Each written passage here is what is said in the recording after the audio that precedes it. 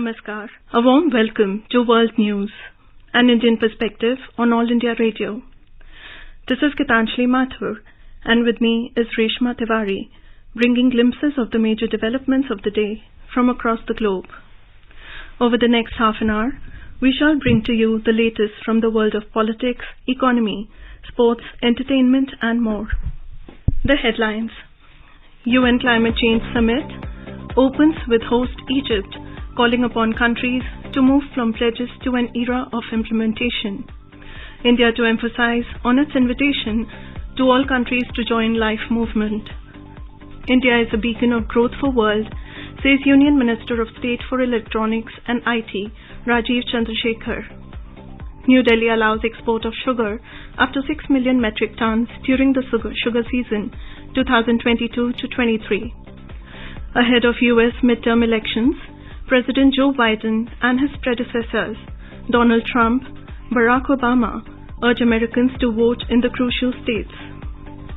19 people killed in Tanzanian plane crash in Lake Victoria. Twitter confirms plan to allow users to buy blue tick verified status in UK, US and other countries at first. Facility to roll out in India in a month. And in cricket, semi-final lineup drawn for Men's T20 World Cup. India to face England while New Zealand to take on Pakistan in semis.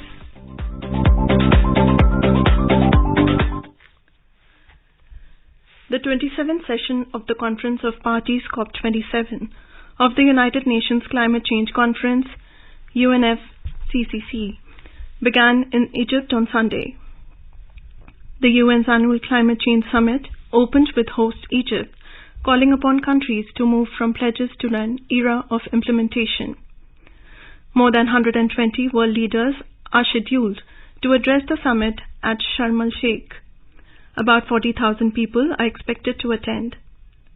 In his address, COP27 President and Egyptian Foreign Minister Sameh Shoukry asked leaders not to let food and energy crisis related to Russia-Ukraine conflict get in the way of action on climate change.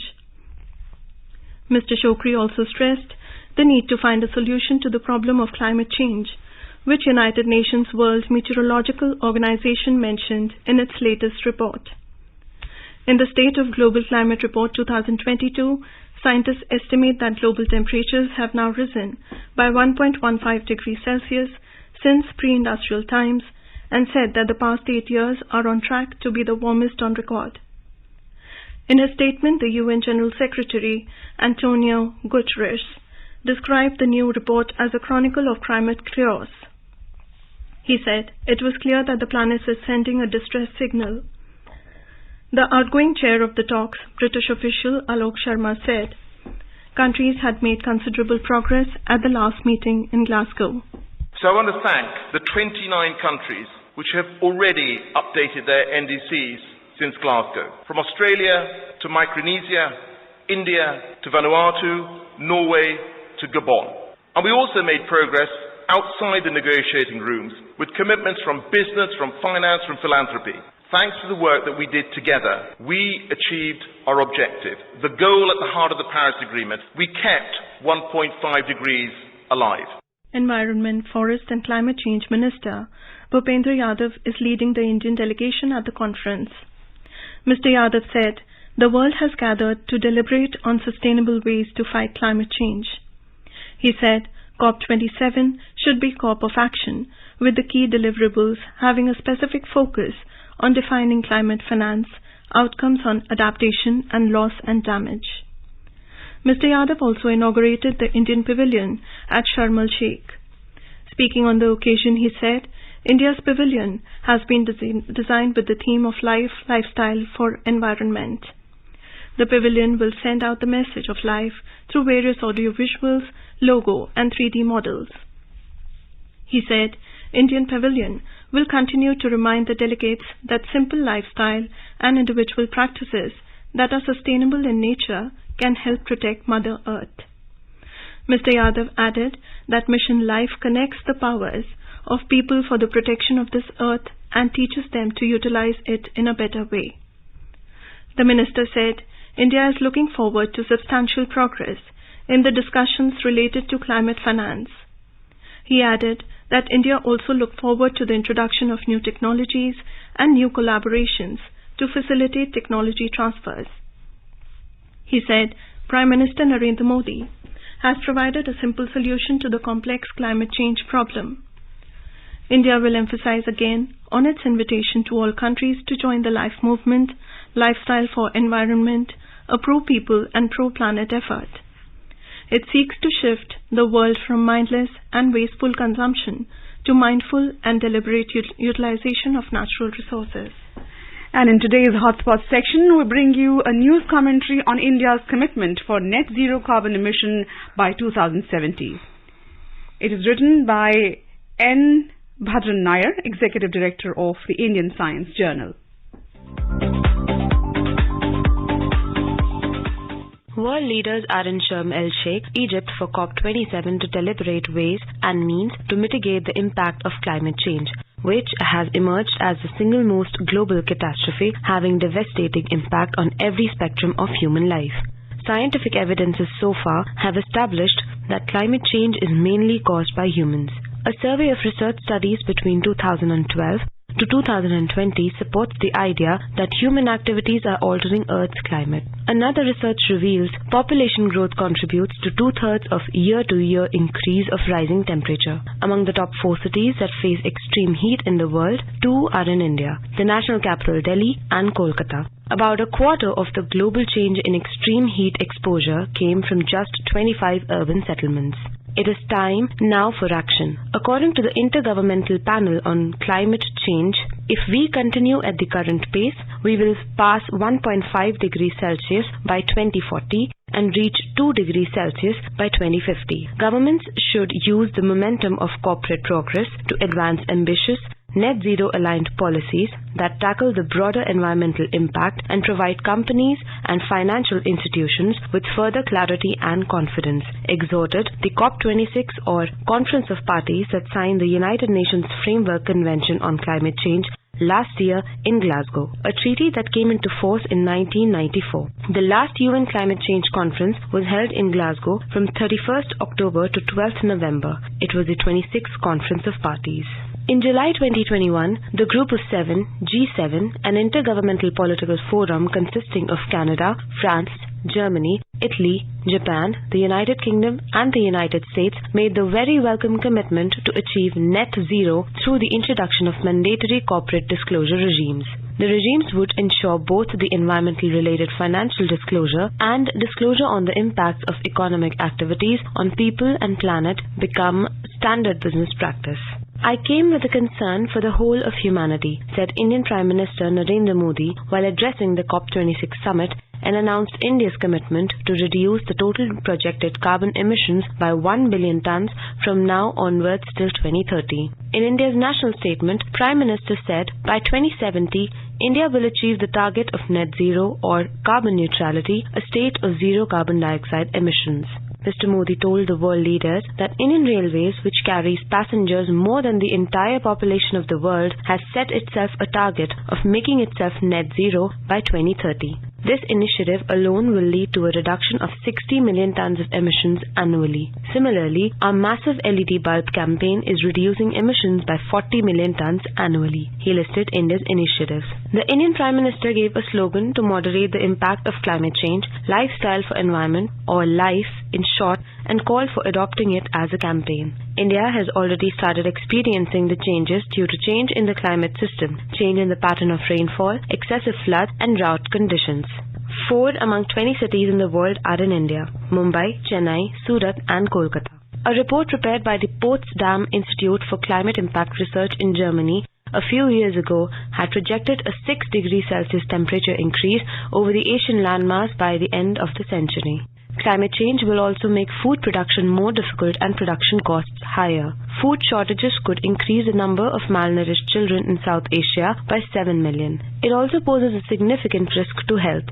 Already, 3.3 million people die every year due to the harmful effects of outdoor air pollution, with China, India, Pakistan and Bangladesh being the top 4 countries accounting for such deaths. A warmer climate could endanger energy supply and exacerbate energy insecurity. Prime Minister Modi presented 3 actionable points before the G20 partners in COP26, setting up a clean energy project fund, create a network of research institutions, and create global standards in the field of green hydrogen to encourage its production and use. New Delhi has also committed to contribute fully to all these efforts. No one is untouched by the wrath of climate change. Whether they are developed countries or countries rich in natural resources, this is a big threat to everyone. Mr. Modi warned the global community during his address at the launch of Infrastructure Resilient Island States, an initiative at COP26 summit that sums up the threat of climate change.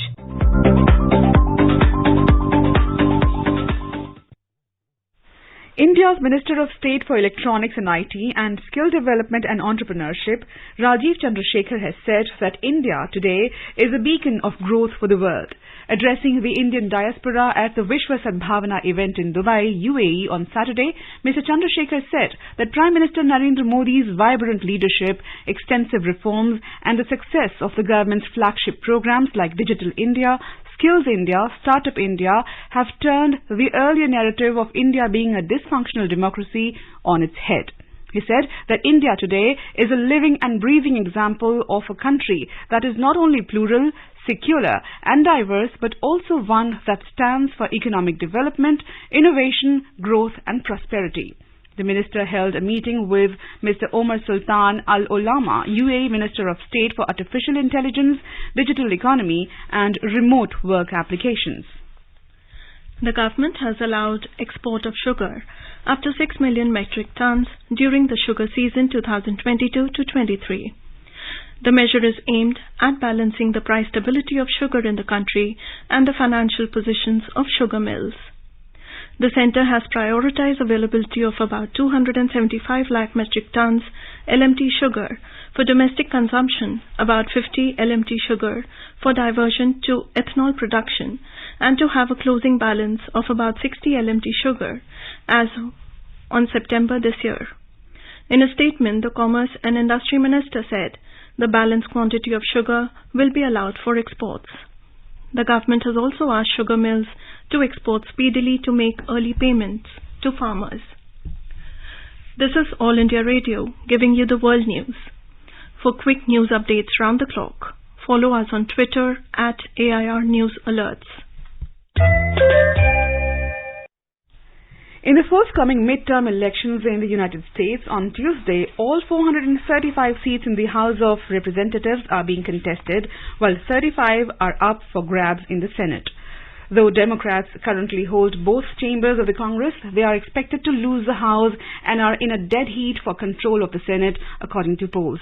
The outcome of the elections will determine the composition of the U.S. Congress and the power structure in 36 states. It will shape the rest of Joe Biden's presidency and also impact America's posture towards the rest of the world. It will also set the stage for the 2024 presidential elections in the country. Midterms are often seen as a referendum on the sitting president. With Mr. Biden's approval hovering at 40%, Republicans have found plenty to criticize as Americans worry about high inflation, guns and immigration. Meanwhile, ahead of the midterm elections, U.S. President Joe Biden and his predecessors, Donald Trump and Barack Obama, have urged Americans in the crucial state to vote in the elections. Mr. Biden and Mr. Obama cast the election as a battle for democracy, while Mr. Trump said the country's safety and security were on the line. In Pennsylvania, the appearances of 2 ex-presidents and President Biden on the last weekend before the election signaled the state's importance. Speaking in Philadelphia on Saturday, Mr. Biden warned the crowd that failing to return to Democratic majorities in the House of Representatives and the Senate would mean further restrictions to abortion rights and cuts to public health care. Mr. Trump warned Pennsylvanians that continued Democratic control in Washington would lead to more crime and unfettered immigration. In Philadelphia, Mr. Obama warned that truth and facts and logic and reason and basic decency are on the ballot. He said democracy itself is on the ballot and the stakes are high. In Tanzania, a passenger plane crashed into Lake Victoria as it attempted to land in the lakeside town of Bukoba, killing at least 19 people. 26 of the 43 people on board the Precision Air flight were initially rescued and sent to hospital. The two pilots survived the crash and managed to speak to local officials from the cockpit, but the Prime Minister says they may have since died. Rescue workers and local fishermen are trying to rescue others still trapped. The crash has been blamed on bad weather, but the rain has stopped, allowing rescuers to reach the crash site. The plane was flying from Tanzania's biggest city, Dar es Salaam, to Bukoba via Mwanza. President Samia Suluhu Hassan has expressed her condolences to those affected. In Italy, a helicopter crashed in the southern eastern region of Apulia Saturday, killing all 7 people on board, including a family of Slovenian tourists. The helicopter disappeared from radars in Castelpagano di Apriscena. Deputy head of the Apulia region, Rafael Pimonateso, confirmed that all 7 people on board had been killed.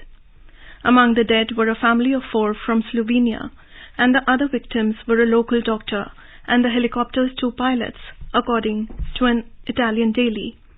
A spokeswoman for the police's office said weather conditions were bad, but added that cause of the accident was still unknown.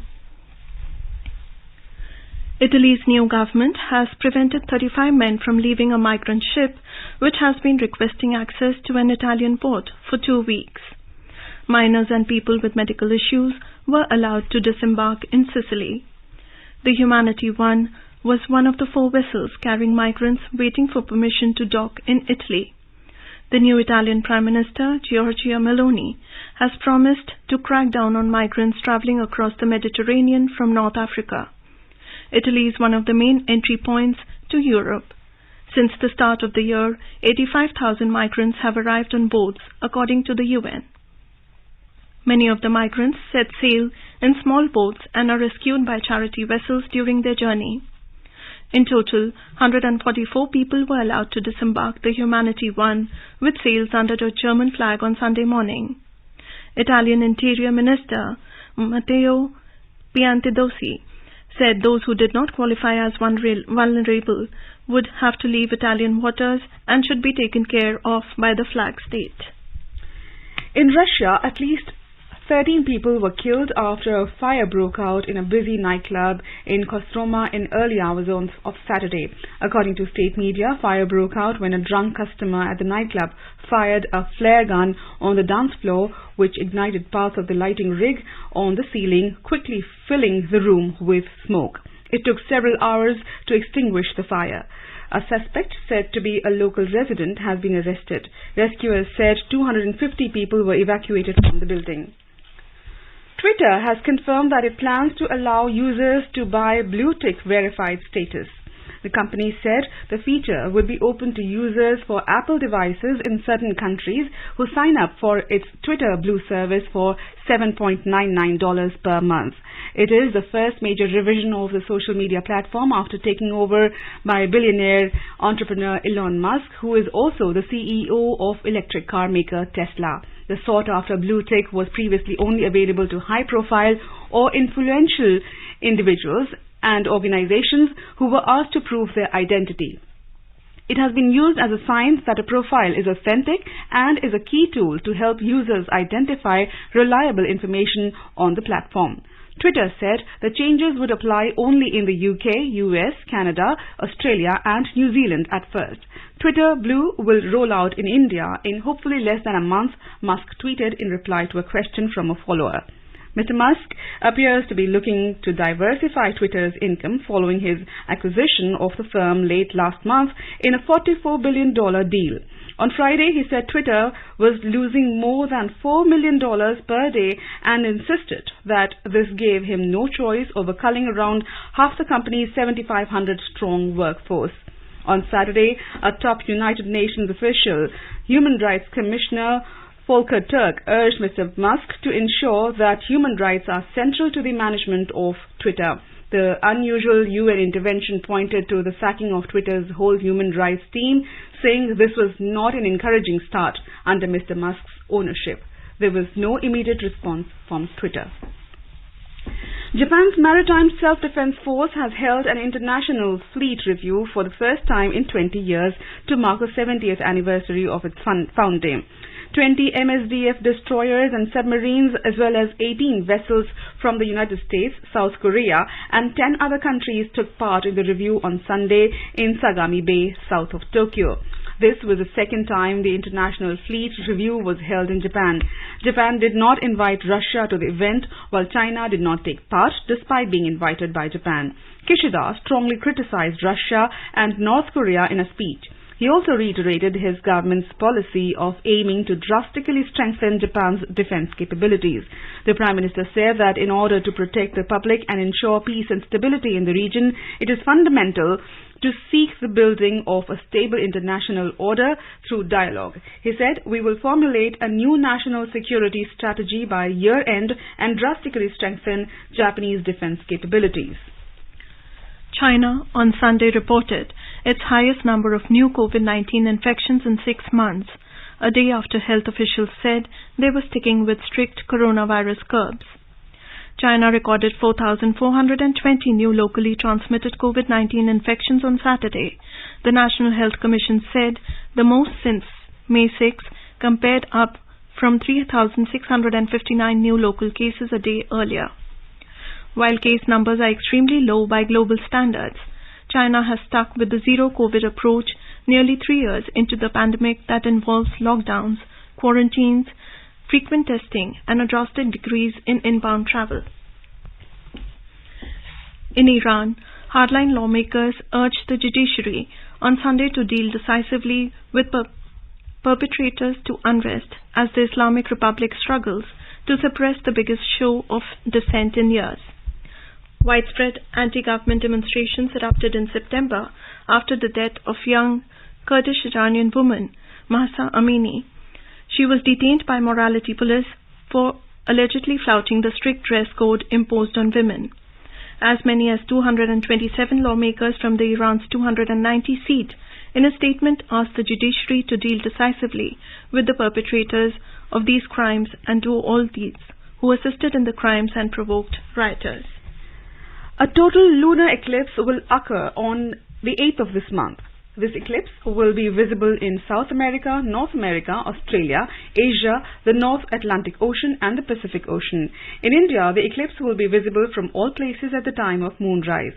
The Ministry of Earth Science, however, said the beginning of the partial and total phases of the eclipse will not be visible from any places of India as the phenomena will be in progress before moonrise. Ending of both the total and the partial phases will be visible from the eastern parts of the country. Only the ending of the partial phase will be visible from the rest of the country. Lunar eclipse occurs on a full moon day when the Earth comes in between the Sun and the Moon and when all the three objects are aligned. In the ICC T20 Cricket World Cup semi-finals, New Zealand will take on Pakistan at Sydney on the 9th of this month and India will play against England in Adelaide on the 10th.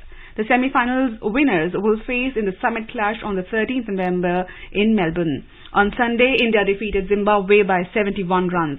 Chasing a target of 187 runs set by India, Zimbabwe could score 115 runs in 17.2 overs at Melbourne.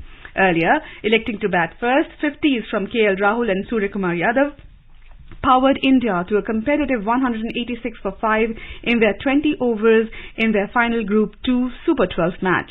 Suryakumar Yadav was declared player of the match. In other matches, the Netherlands staged a massive upset defeating South Africa at Adelaide Oval and Pakistan upset Bangladesh by 5 wickets at the same venue. Ace shuttler Pramod Bhagat successfully defended his singles crown after defeating India's Nitish Kumar in the finals at BWF Para Badminton World Championships in Tokyo. He also won silver with Manoj Sarkar in the men's doubles event.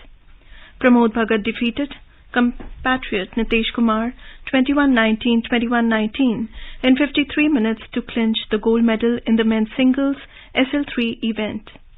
In the men's doubles, Pramod and his men's doubles partner Manoj Sarkar went down fighting to Indonesia's Hikmat Ramdhani and Okun Rukendi in 3 sets to settle for silver.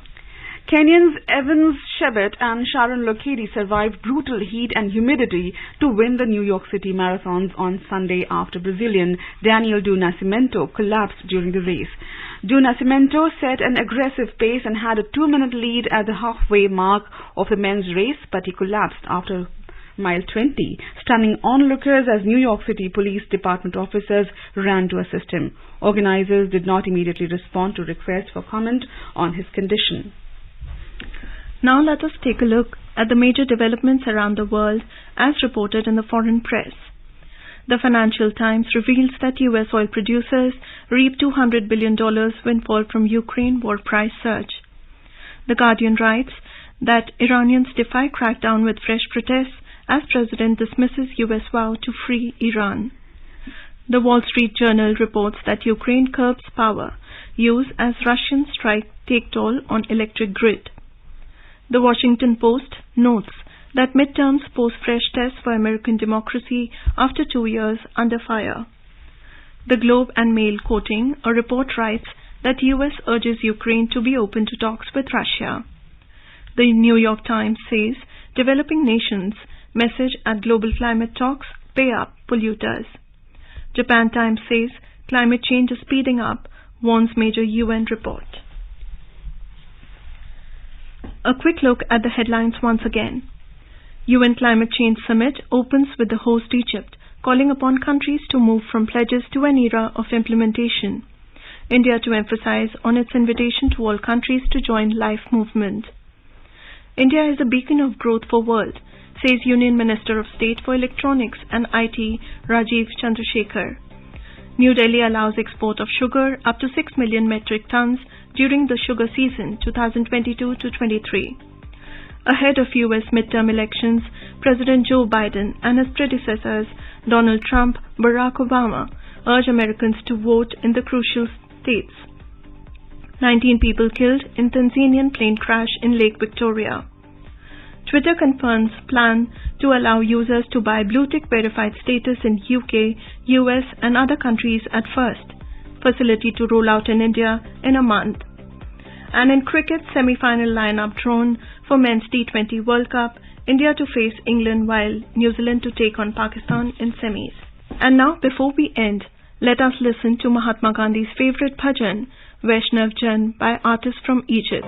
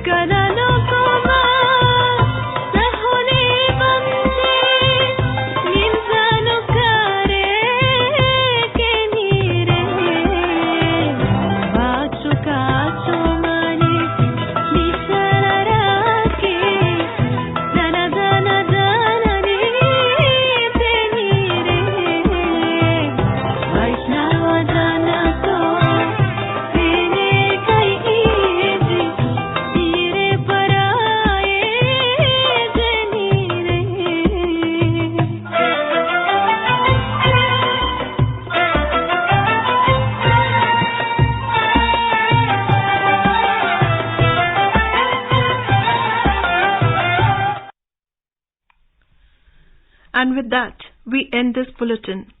We'll be back at the same time tomorrow with the next edition of World News.